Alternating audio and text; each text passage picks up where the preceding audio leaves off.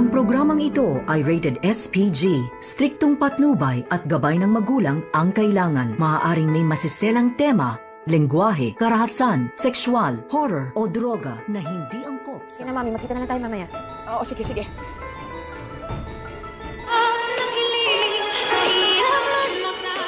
Narito na nga ang ating pakabangan ngayong Lunes sa Abot Kamay na Pangarap. Dito naman na kumuha ng pagkakataon itong si Zoe na tawagan itong kanyang ina na si Moira at kinamusta. At dito nga nagulat itong si Zoe nang sabihin dito ni Moira na tila hindi daw maganda itong kanyang naramdaman ngayon. Dahil may sakit nga siya at inuubo at dito nga nag-alala ng husto itong si Zoe. At nagtanong nga itong si Zoe kung ano-ano pa ang mga sakit dito ni Moira. At tila may infection nga ito at kinakailangan na marisitahan ng gamot upang makainom agad itong si Moira. Kaya dito naman na sinabi ni Zoe na kinakailangan na magkita daw sila mamayang gabi. At habang kausap ni Zoe itong si Moira ay hindi na malaya ni Zoe na nasa likuran pala niya itong si Doc Lyndon Javier.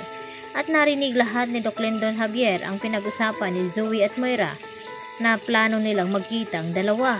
At dito nga na ibinaba na ni Zoe itong cellphone at kinumpronta ni Doc Lyndon Javier itong si Zoe. Nakausap niya pala itong kanyang ina at nagsisinungaling ito na sinabi sa kanila na wala daw siyang alam tungkol dito kay Moira. At dito nga nakiusap itong si Zoe kay Doc Lyndon na sana raw ay sa kanila na lang iyon at wag nang iparating kay Doc RJ.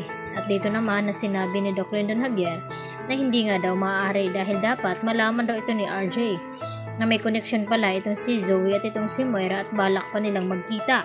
Nang sa ganon ay matulungan nga niya makatakas ang kanyang ina. At dito nga na sinabi ni Zoe na hindi daw niya intensyon na tulungan itong kanyang ina.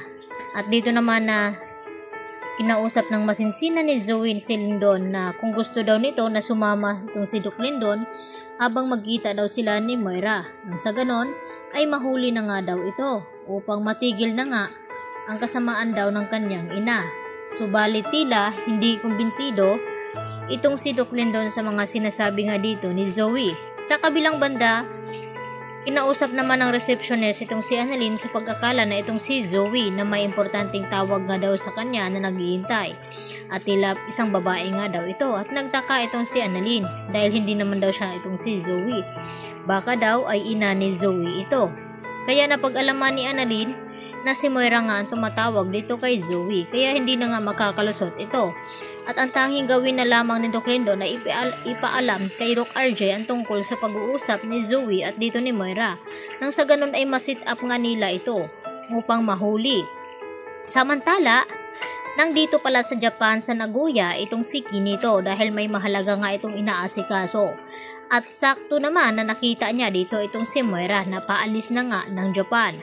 Bago nga paalis itong si Moira ay tumawag pa sa kanyang anak na si Zoe na na-release na nga daw niya itong bagong identity ng passport. At dito naman nalungkot itong si Zoe kung kailan daw ang alis nito at sinabi ni Zoe na hindi man lang daw ba sila magkita sa huling sandali. At tila naawa naman ng husto itong si Moira sa kanyang anak kaya nagpasya ito na makipagkita dito kay Zoe. At ito na nga ang tamang pagkakataon at tumawag din itong si Kinito kay RJ at ipinaalam na nandun na nga sa airport tong si Moira na kanilang hinahanap at parang papaalis na nga ito. At tila sinabi rin dito ni Doc Lyndon Javier na alam niya na magkikita daw itong mag-ina na si Zoe at itong ngang si Moira. Kaya ito na ang kanilang pagkakataon upang hulihin nga ng tuluyan itong si Moira. Kaya yan ang ating abangan mamaya mga kapuso. Dito lamang yan sa Abot Kamay na Pangarap. Yan lang po at maraming salamat.